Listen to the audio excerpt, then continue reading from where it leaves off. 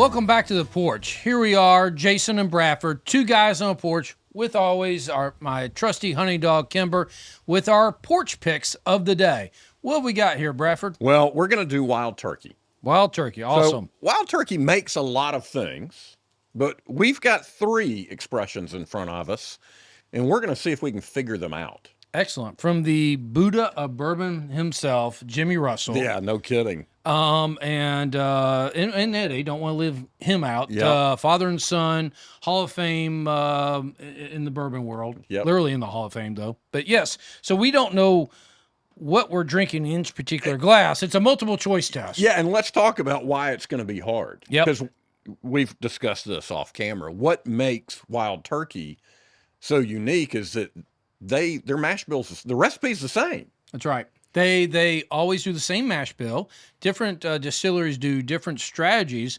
Where wild turkey comes in is they start off with the same recipe, put it in the barrels, put it in the rick house, and then Jimmy, Eddie, they do their magic of tasting and say, hey, it's time. Yeah, so we're talking 75% corn, 13% rye, 12% barley. I'm not a rye guy, but unless you get over 15%, you're not really talking high rye. So based on where it's aged and all of those things, we're going to see. Right. So it's majority corn still. So it's still bourbon. It's produced in the U.S. and its proof is typically the wild turkey is 101. We talked about that in the past. Yep. So proof it is a bourbon, but it's more of a rye forward bourbon. Yeah. So we know here are the 3 expressions that we have. We've got wild turkey 101, pretty standard offering. Yep. We've got wild turkey 12-year. Yep. Which is not a standard offering. No, that's going to be their 12 high years end. barrels, And then we've got Longbranch. Yep. Which I think was at least they hired Matthew McConaughey to advertise that, or if they partnered with him. He's creative director. So I feel like I should stand here and go, all right. You know, if you can think of perfect jobs, I want to be hired as creative director for a bourbon. Yeah, no kidding. You know, it's like you just hire. But yeah, so the Longbranch, they took a cue from Jack Daniel's. That Longbranch is charcoal filtered. Instead of using sugar maple like Jack Daniel's does, they instead use American white oak, and I think as a nod to McConaughey, Texas mesquite. So we'll see if we can taste that charcoal It is a lower proof. Yeah, that lower should proof. be our giveaway. Yes. And I'm looking for the 12-year to have a deeper, richer, more complex flavor profile because and better finish. That finish ought to be that intellectually speaking, that the finish on the 12-year-old ought to be the best. So let's go back to front and see what we got. Here's the first one in the back. And I mean, I'm looking at the color profile on all of these. If you're listening, you can't see the color, but they're a beautiful light amber. Yeah, this one. Nothing real dark. Yeah, this one's a hair darker. Great nose. I mean, from the nose, I'm saying this is Beautiful a 12-year-old right off the start. Well, it's smooth, whatever it is. It's not the 101. It's either so smooth that it's the 12-year, or it's so smooth it's proof down and it's the 86. and I'd get none of that charcoal in there at all. If this turns out to be the Longbranch, the charcoal process didn't work on it. This is well, and you know, technically, the charcoal isn't supposed to be an additive flavor. If it were, it kind of disqualifies it. That's right. It's bourbon. Yeah.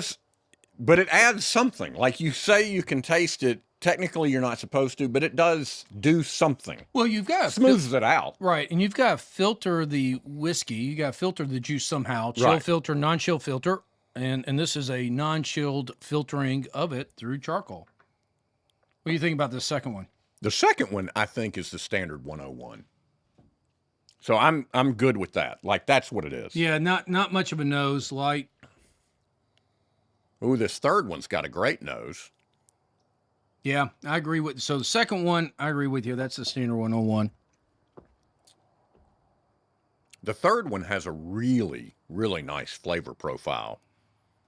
And I'm going to go back and taste the first one because we're trying to distinguish, I think, between the Longbranch and the 12-year. I would say this, if we're having this much trouble, that Longbranch is pretty good. Yeah, exactly. Because what do you remember the price points on Longbranch versus 12-year-old? Yeah, Longbranch is like $40 or $45. The 12-year is $120. Yeah, so you save some bucks there. Yeah, so I think if I'm not mistaken, this third one, with all of our silent airtime, Yeah. Well, we'll be able to edit this out.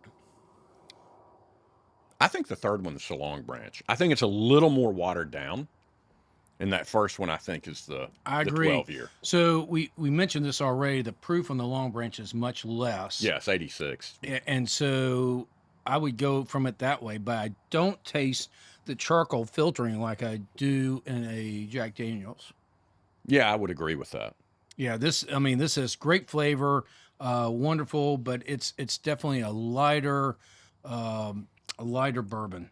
Yeah, and I think in order of what I like the most, it's this first one, which I'm guessing to be the 12-year, Yeah. and then the second one, which is the standard 101, and then the third one, which I think is a little too watery.